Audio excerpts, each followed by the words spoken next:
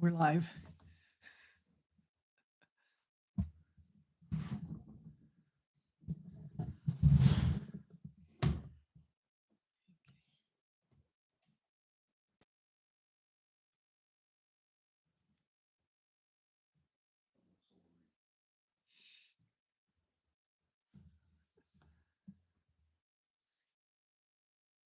Couple minutes early here. We'll just wait.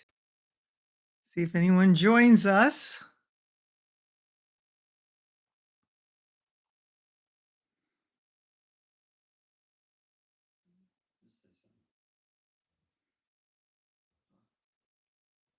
Hi, everyone. Happy to see you here. See you in the chat anyway. I hope you'll comment while we're sitting here. Be sure and click subscribe if you haven't subscribed yet. We've got a few things to talk about today. I feel like I just talked to everybody, but there's always new stuff coming up, and I just feel the need. And our schedule is going to be a little bit crazy this coming up week, so I'll fill you in on that, and we can go from there.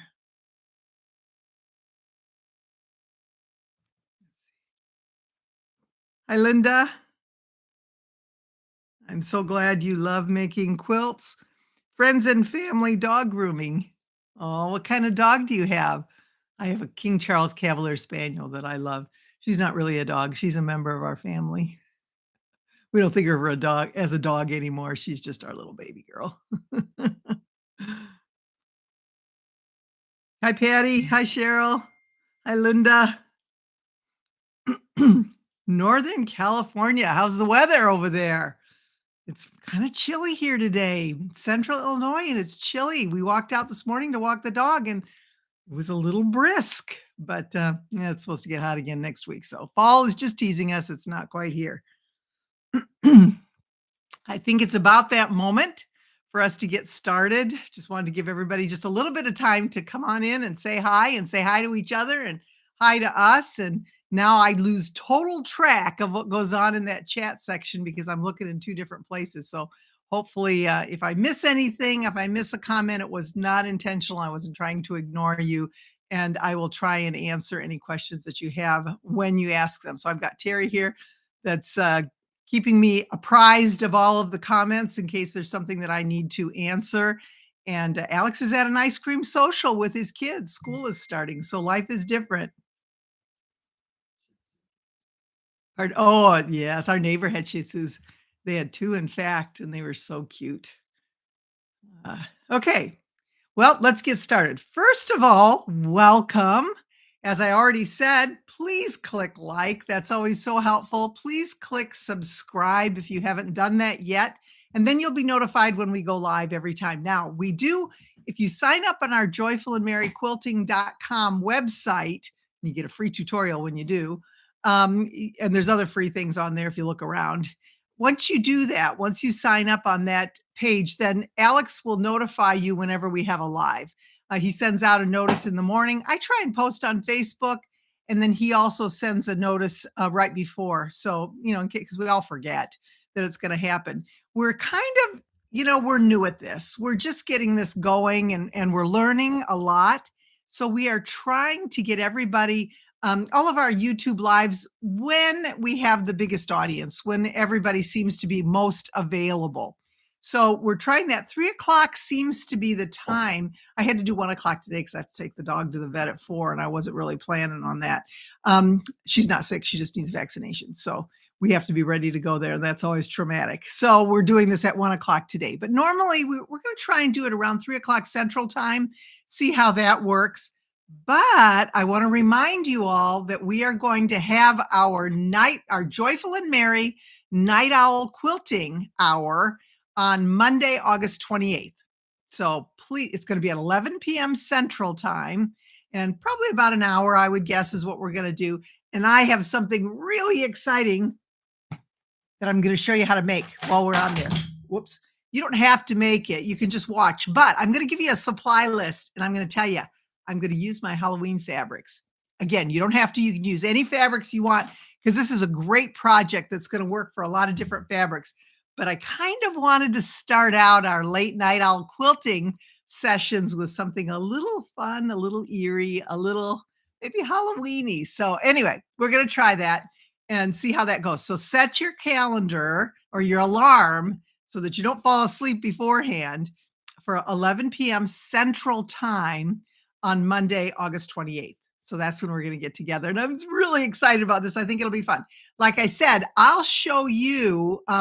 It's basically just a time to just sit and quilt together. It's not going to be a presentation necessarily. I want this one, our first one, to be a presentation just because I want you to come back and I want you to see that we can learn and have fun on these sessions as well. And all you have to do is just sit there and enjoy. Plus, it will be available if you click on our live button on our YouTube channel. It will be available there. So if you can't watch it live, you can still watch it and you can still get the, take advantage of anything that we do or talk about. Okay. I also want to remind you that Santa Satchel patterns are still available. Joyfulandmerryquilting.com/Santa. You can go there and you can purchase any of the patterns individually if you want. Also, we had a big week this week when we introduced our 2 foundation piecing workshops. We have one that has 3 tips. And my stuff fell. Oh, no. We have 3 tips that we're going to talk about on foundation piecing. One involves this great perforating blade, and another one involves the tracing wheel. Oh, here it is. Those old-fashioned tracing wheels that when we were in high school, we took sewing and they had us using that waxy paper and all that kind of stuff. Hi, Mercy. Mercy's watching, my little granddaughter. So she said she's excited to see me. So I love you, sweetheart. Anyway, back to business. See, then I forget all about it when I talk about my family. I don't always remember what I'm talking about. So anyway, back to our satchel patterns. If you're interested in any of those, please go ahead and click on the joyfulandmerryquilting.com. If you haven't watched the free workshop, you can do that. And then, as I was talking about the foundation piecing, that is also available on our YouTube channel. That's separate. I guess I backtracked a little bit. That's separate from our website. The YouTube videos are all free and they are all tutorials that not all, I mean, podcasts and things, but the tips are basic tutorials where I walk you through different processes. Foundation piecing is huge. And a lot of people are afraid of those. They're afraid of just giving it a try because it's different. It's not what they're used to. So I tried to create three ways, actually 4 ways if you count the freezer paper piecing, that you can walk through with me. Now, if you want the free gift at the end, pay attention. It actually is a PDF of everything I talked about with measurements, with pattern design. It took a while to put it all together, let me tell you. So I hope that you enjoy it and you're able to use it. But it really does accompany the video, so you can watch them both together and you can figure it out. Now, if you are participating in the Project Linus Mystery Quilt Challenge, I want you to know that these foundation piecing videos are going to help you because this is what I'm going to refer to. And I'm not going to do it again in the clues, in the videos for the clues. It's just too much. It takes too long. The videos are too long. People don't watch. So we tried to make it as concise as we could in the YouTube videos. And I encourage you to watch those. Even if you're not doing the Project Linus Mystery Quilt Challenge, registration is Monday, August 21st. It's a $20 donation to Project Linus, and you get 8 weeks of clues that take you to a beautiful child's quilt. So I'm in charge of that, and I love that part of it. So I just want to put a little plug for Project Linus in here as I'm talking. But even if you're not into that, if you're just into foundation piecing or would like to learn, or if you're a brand new quilter and would like to learn, this is a great place to get started. Now, I posted my video probably, I think it was a couple days ago that we actually started it out.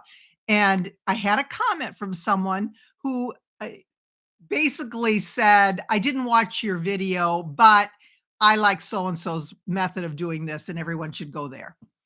And my first thought was there even when someone is a master at what they do, and this person really is, there's always ways to improve on perfection, always. It seems like we think things are perfect, they're not always perfect. There may be a better way. There may be an additional way. There may be an added step that makes things a little more accurate, a little easier, a little quicker. We can't discount that. So, as much as all of the different methods that are out there for foundation piecing, and believe me, I have tried them all, um, everybody has their own little twist that I think is worth looking at. I think it's worth the 10 minutes that it takes to go through the video and just see. Maybe it's something that you might be interested in, and it may be something that you'll just take up and do forever. I've learned these tips, and I don't do any others now because they really, to me, have made my life, my quilting life, a lot easier. So I encourage you to share this with other people if you have guilds or whatever.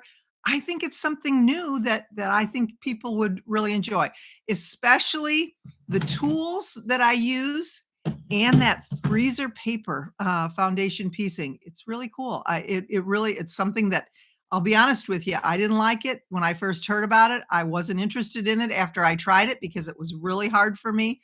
And I think I've made it to a point where I do enjoy it. And I think my blocks looked really good when I finished with it. So I encourage you to just take a look. So if you go to our Joyful and Merry YouTube channel, that's all you have to type in, it'll come up. And in under videos, you'll find those tutorials and you can watch those.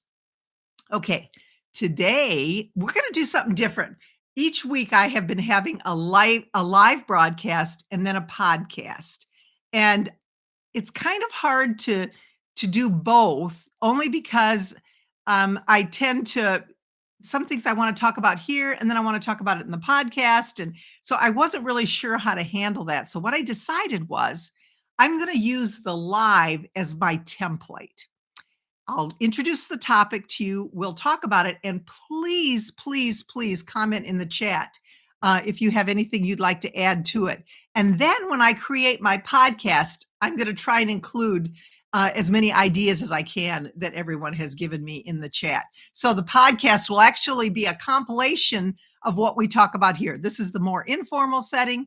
That's the more formal setting. And I hope you'll take a look at the podcast too, because first of all, it'll be a reminder. If there were any mistakes in this, I can correct them. And also, if you comment, I'll definitely acknowledge you in the podcast that the idea was yours. I won't steal your idea. I'll make sure that you get full credit. So anyway, we're just going to try it, see how it works. Our next live is going to be next week. I'm guessing probably on Thursday at 4 o'clock. I'm going to be in Florida visiting my daughter. My son-in-law James, is retiring from the Air Force. He is an amazing patriot and amazing serviceman.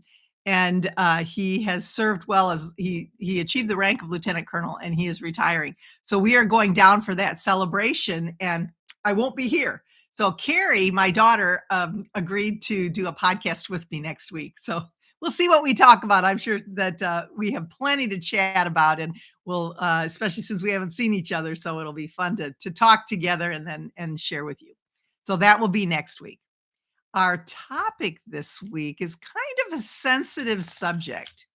And I've got some notes here because I've been taking notes from people that I've seen basically commenting on all that sort of thing. And is that for something? Yes. So anyway, talking about quilt worthy is a sentence that almost sounds a little haughty, doesn't it? When we think about who receives our quilts, oftentimes what comes to mind is, will they appreciate it? Are they quilt worthy? Okay, I just got an email a couple of days ago from a quilt shop that I visited when we were in Maui, Hawaii. And it was on the other side of the island. It wasn't close to Lahaina, but even so, it's a very small island. And in fact, I purchased this cute little ornament when I was there, this little pineapple. Pineapple means welcome in Hawaiian, in the Hawaiian culture. And so I bought this just as a reminder. And the quilt shop that wrote said that it's basically for the locals. I just happened to be on the mailing list. They were collecting quilts for those who were affected by that horrible tragedy. Now, I have to tell you that I feel personally affected by this. We vacation there every other year and have done so for years. We know that area. We had our favorite restaurants. We had our favorite shops. We had our favorite places we went to on each day. And it just makes me sick to see what has happened and what a terrible tragedy that is. When they requested quilts for those in the area, and there's no way for us to get quilts there. At this point, it's basically those who are close by that can create quilts. Those folks that have been involved in this, yes, they are definitely worthy of our quilts. Worthy is a terrible word even to say, but it's been used a lot, and that's why I'm referring to it. But those who are in need of comfort, whether it's children, whether it's adults, whoever it might be, they definitely benefit from that hug of a quilt from someone who made it for them because they love them and wanted to show them that they care. So when I hear the word quilt worthy, it kind of makes me cringe a little bit because I think it kind of goes both ways. I'll give you a couple of examples.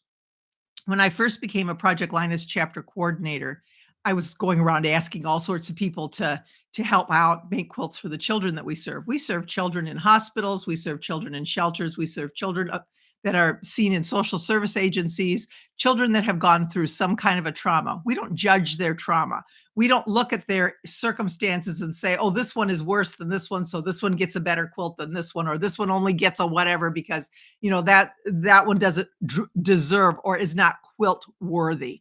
We would never say that. We would never look at a child's trauma or tragedy in such a way. But I have had people who do. In fact, one of our volunteers was at a shop and she was really excited about Project Linus and was telling the woman cutting her fabric. And there was another lady at the counter waiting to have her fabric cut. And she said, "Oh, we would never donate to a charity. They're just not worthy of our quilts." And that was the first time I heard quilt worthy. And the woman that was actually there gave her the business and told her what she thought of that comment.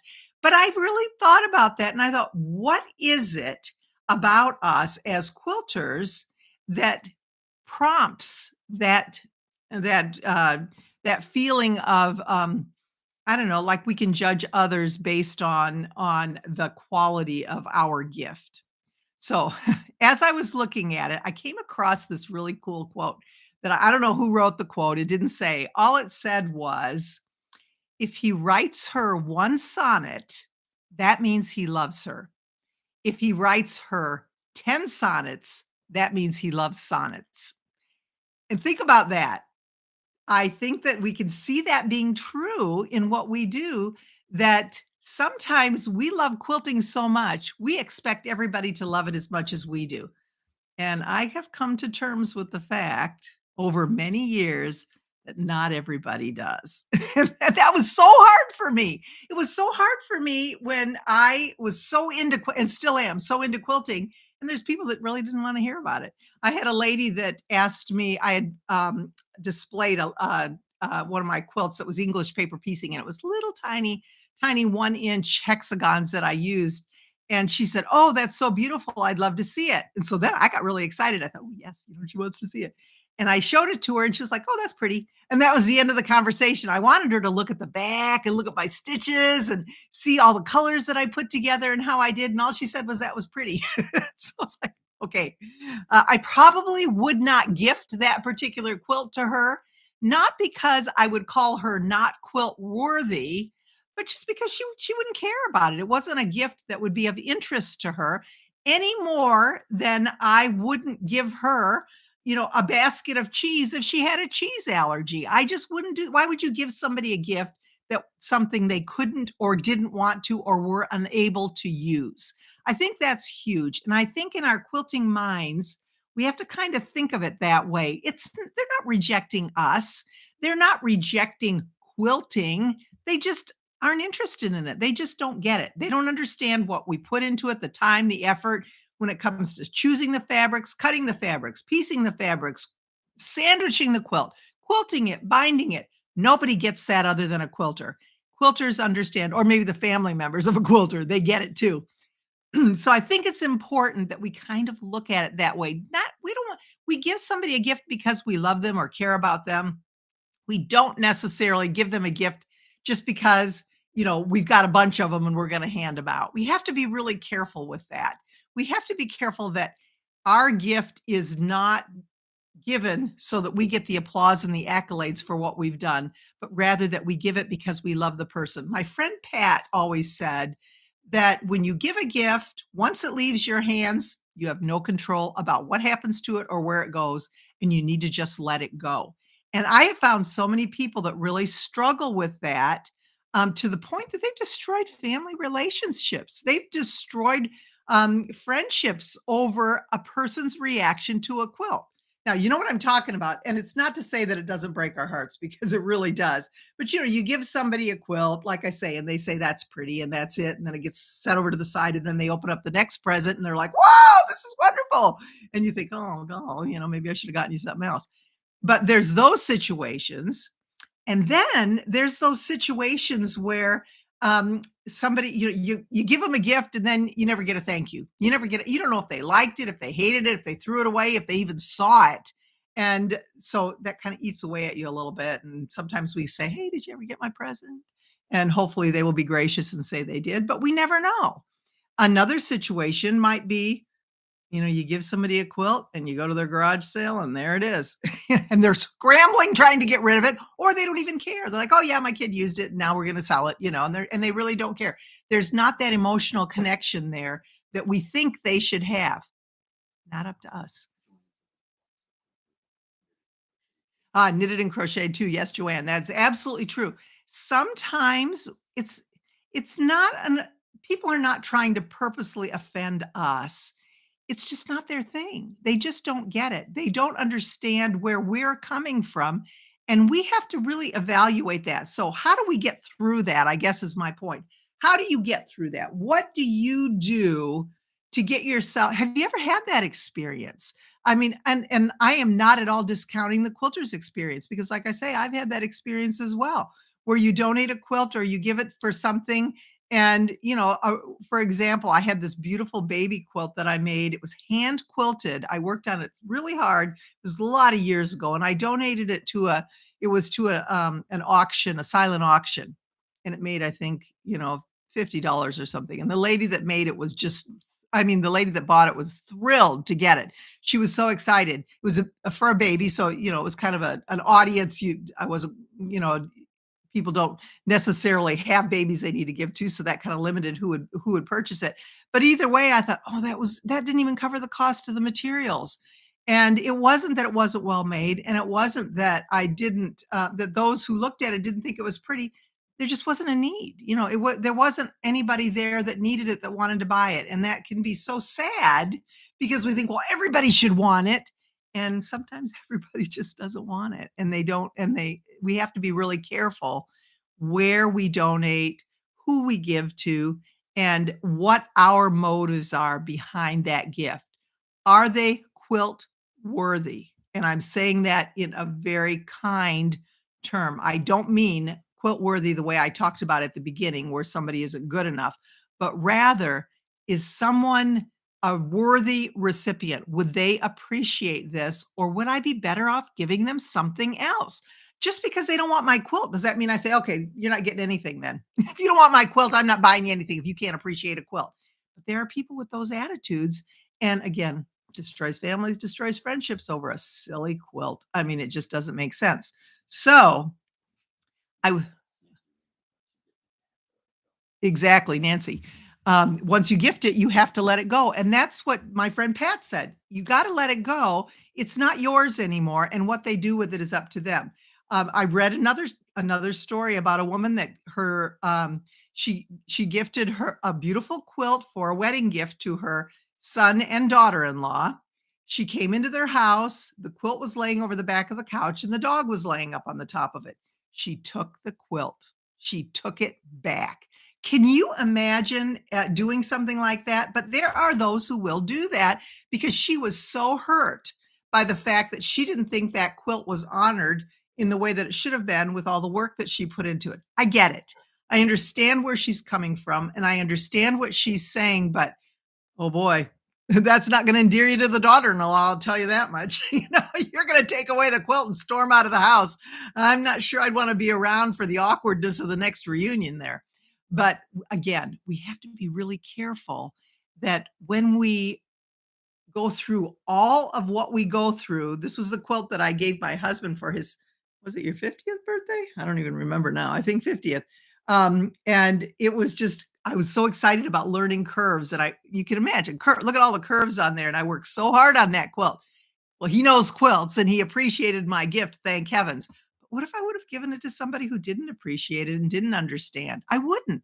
I wouldn't give it to that person because I don't expect that.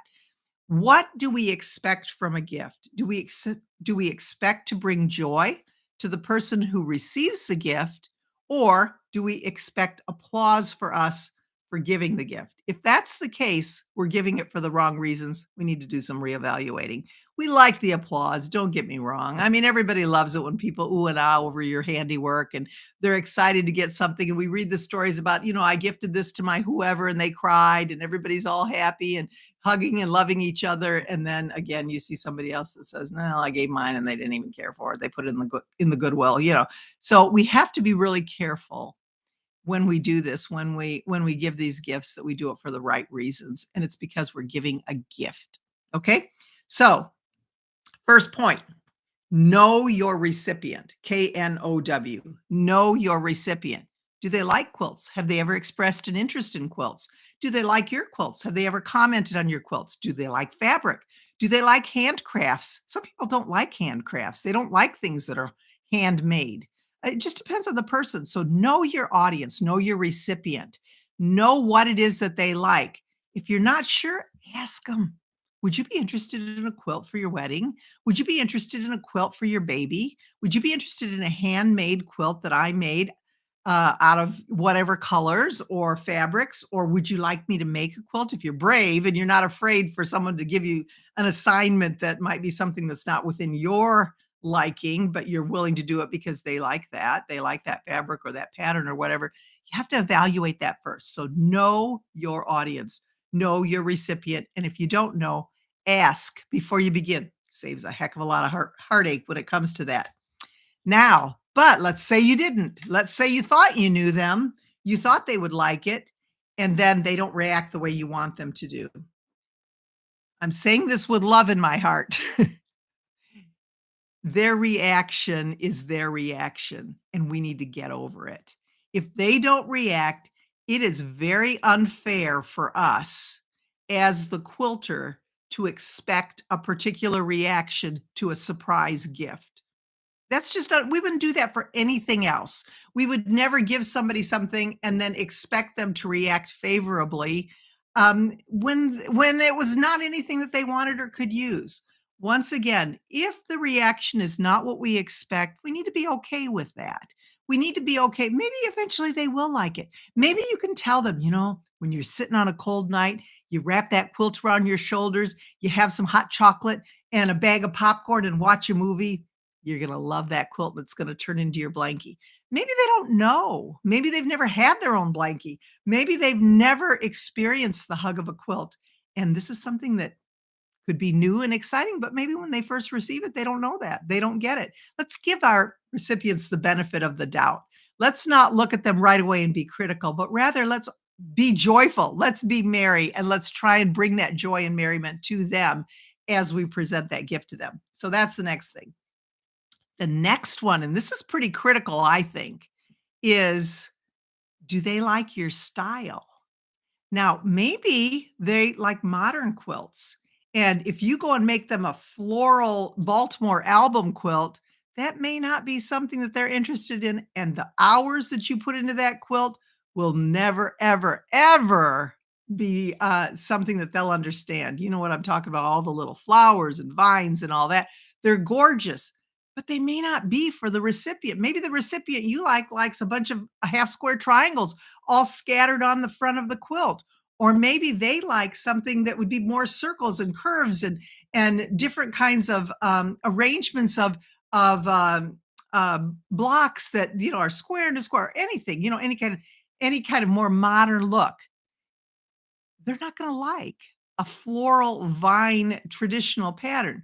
They may not even like the old blocks that the blocks like Hunter Star or Ohio Star or any of those old blocks, the Carpenter's Wheel or whatever.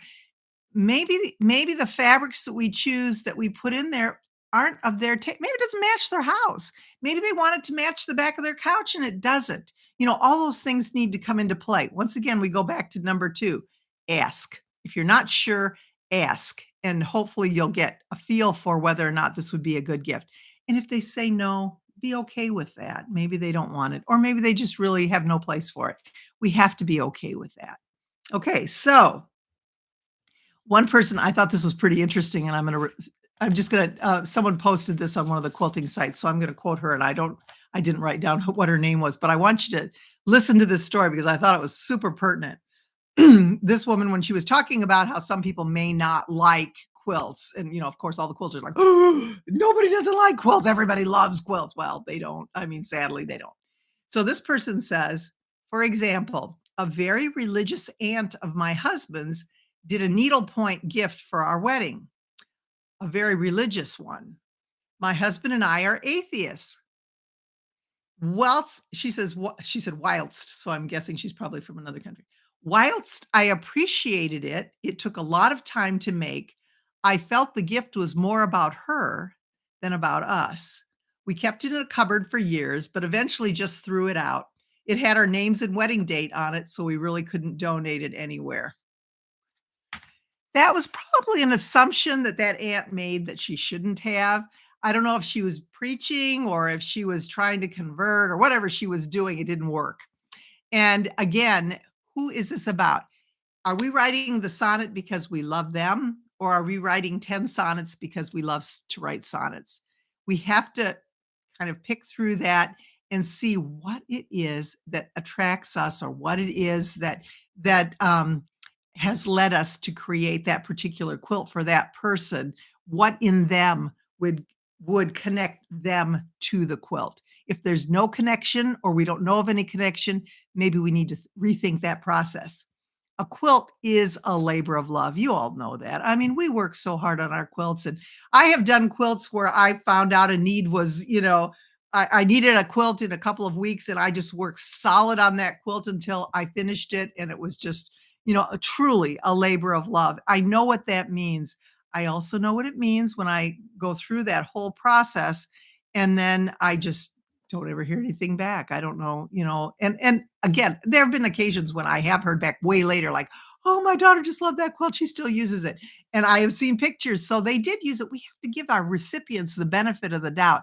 They don't always think to gush right after they've gotten something until they get to know it. And that's what I was talking about before. They may not even realize how great quilts are. They may not realize what comfort quilts bring us. They may not realize that quilts are the very best gift anybody could ever give you.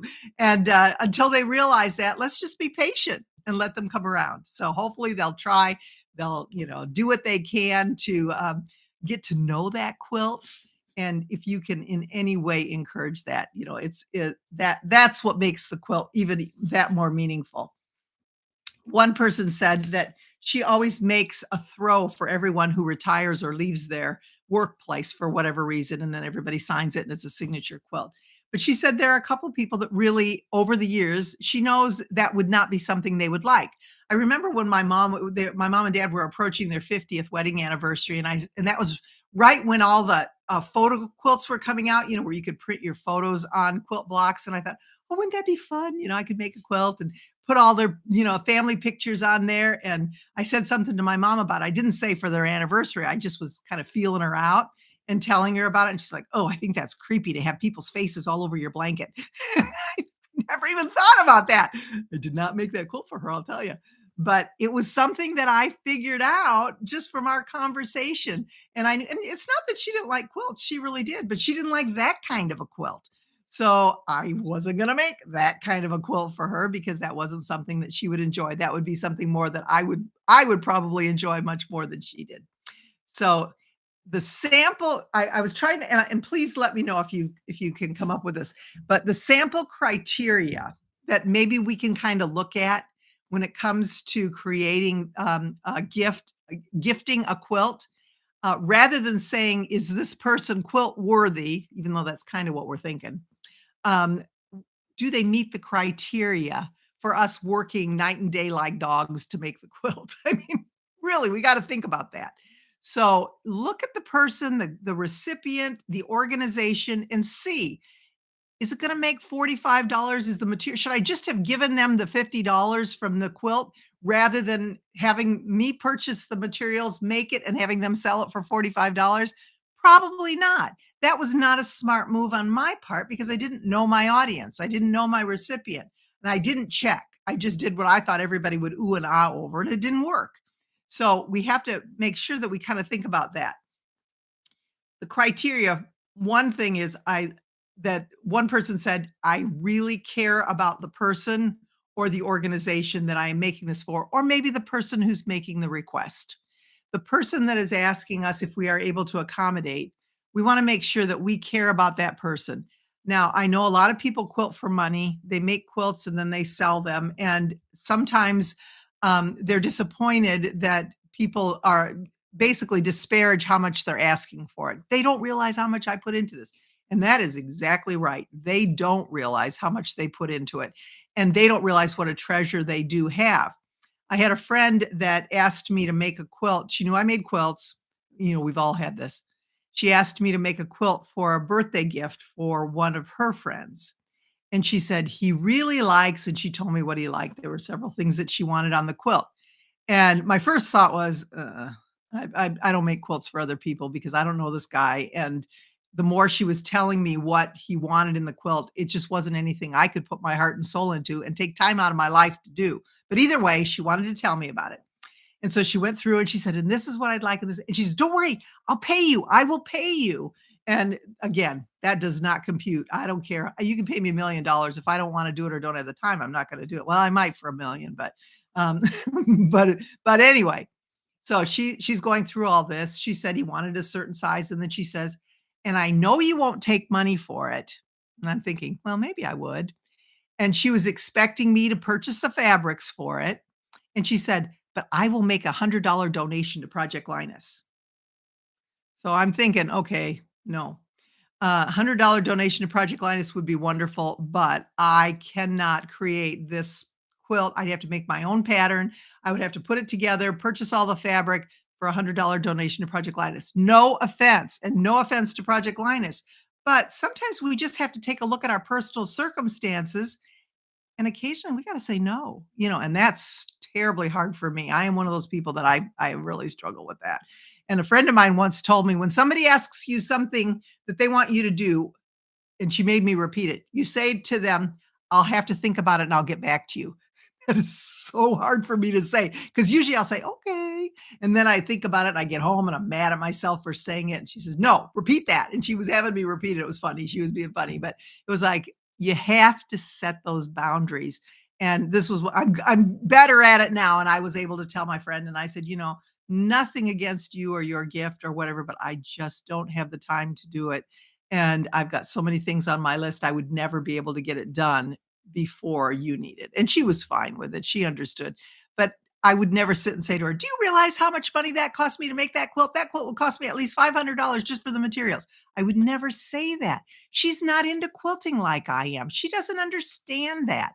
She doesn't know. I'm not going to take offense and ruin a friendship over something that someone doesn't understand. And we have to kind of take our emotions out of it. The quilt worthy thing can't be an evil, mean approach. We have to just think about it logically. Is this person someone who I would take the time and the effort to make a quilt for, and they would understand and appreciate what went into it? It's not that hard to do because you can tell some, as everyone says, some people get it, some people don't. We can tell pretty quick right off the bat. And many times, all we need to do is ask them. We just need to ask, is this something you would like? Is this something I would love to do this for you if it's something you would like? You can tell if they say, "Oh, yeah, that'd be nice." Then you can say, really, if you're interested in that, and then you can always caveat it with, let me know what colors and patterns you would like. And then they won't, and then you're done.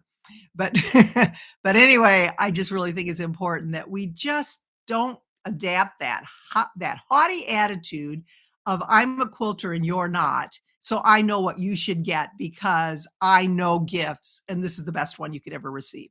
Now, we may be thinking that in our minds, but that's the best gift I could ever receive. Am I writing one sonnet because I love you, or am I writing 10 sonnets because I love writing sonnets and I want you to tell me how beautiful those sonnets are?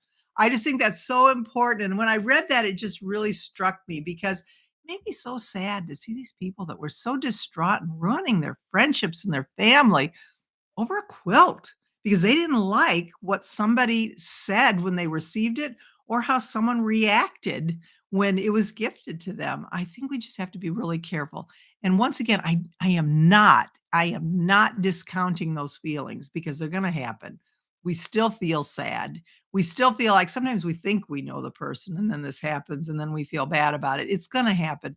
We just, as Nancy said and my friend Pat said, we gifted it, let it go. If they give it to somebody else, maybe that next person that gets it will love it as much as we hoped it would be loved. And that's important that we do that. So, and oh, Teresa. She says she picked out, she had someone that wanted her to make a quilt and then they picked out the fabrics and they didn't go together. Oh, isn't that the quilter's worst nightmare? I feel your pain. I felt it just as Terry read that to me. That is really awful. Sometimes people don't understand color value. We're going to have a tip about that soon, where we will talk about value and we will talk about prints and combining prints and patterns and why some work and some don't work. But when somebody buys the fabric for you and then expects you, because you know what? In their mind, they know what they think that quilt is going to look like. And in your mind, you know what it really is going to look like. And you want to say to them, not going to look like you think it's going to. I'm not sure that will go together. And that's where we learn from those experiences where we might say, okay, this is the pattern you want. You need to print of this, you need to purchase of this, and of this, and kind of maybe even go with them if we have to. We get into kind of dangerous area when someone asks us to make a quilt and it's not something we enjoy working on. That can really make the process, oh, just really, really difficult and really tedious. And again, I've been there too. I know what it's like when someone has asked me to make a quilt or I've made it with someone and they've chosen out the fabrics and I've helped them out. Oh golly, if you don't like it, it's a drudgery to go through that. And again, I had someone that came to my house. She had a quilt that she had worked on. And it was kind of the same thing. She wanted to quilt it on my long arm, and it turned out that it was too short. She didn't have enough backing fabric, and I told her she needed the extra 4 inches all the way around, and she didn't have that. And she wanted me to try and squeeze it on with what she had. I just had to say no because I knew what was gonna happen if I tried to do that, and I think, I don't know what if she ever got it quilted or what, but she wasn't willing to buy more fabric for the backing, and I couldn't do it. I had to say sometimes people will say, "Well, we'll make it work," but sometimes we just can't make it work, and if we can't, we need to acknowledge that and let people know. I don't know how. I don't know. I consider myself a good quilter, but this is something I've never tried before, and I don't wanna ruin your quilt by experimenting on it with something that I'm just really not good at. So sometimes we can kinda get out of it that way. Once again, I'll have to let you know. Let me look at it, and I'll let you know what I think. That way, you're not giving an answer right away, and if they're giving there's always ways that, we can either, nicely tell them, can we adjust this or that, or do this or that, or give them a little bit advice here or there to maybe make that product more what they want. And they'll be happy if they do. I like it when somebody tells me. My friend Cheryl is colorblind and she sees most of the colors pretty well, but there are some colors that she can't see easily. They'll blend together. And she said many times she'll post pictures, maybe on a quilting site or whatever, and she'll say, I need help. Which one looks better? Because she can't tell which one looks better. And more often than not, people say, whichever one you like looks good. That's not what she's asking. She said, I want to know which one looks better. Just tell me because I can't tell. And I think sometimes people really do ask for our opinions because they want them. We don't have to be mean about it. I mean, there's always somebody that says, well, that looks awful, or your points don't match up, or I'd redo that block, or you need to throw that one out, or what, there's always those negative Nellies out there, and they make us feel like we don't ever want to quilt again. That's not what we're here for, but we want to make sure that when we do have that offer, or maybe constructive criticism, I guess we can say it, if we've asked for it, only if we've asked for it. If we haven't, don't comment. But if we have asked for it, we take that to heart, and then we know that whatever it is that we're working on is going to turn out for the better, because we have somebody that's experienced that gave us some good advice. So I think it's important that we consider that. All advice isn't good, you know that, but we can, especially when we've asked here on Joyful and Merry Quilting or whatever, you're going to get people that are going to help you out and give you some information on what works best or how to make it work. Sometimes we don't know how to make it work until someone says, "Hey, try this." Oh, wow, that's a great idea. Great suggestion. Again, the purposes of our tips videos. So I hope that makes sense to everybody. Is there anything else? Color choices. Yes. Someone asked if we will be talking about that. We will not only be talking about color choices, but we're going to talk about value. And that's even more important than choosing colors, because everybody's tastes are different when it comes to the actual color of the fabric. But the value is what makes our quilts look good. When we have values, if we see here, we've got this light fabric. If this was also light, it's not going to show up. Even if it's a big bold, print, but it's got white, not going to show up. It's going to blend together. We need that value when it comes to those pieces for this particular quilt. And yes, we will definitely talk about that. So thank you for the suggestion. Anything else?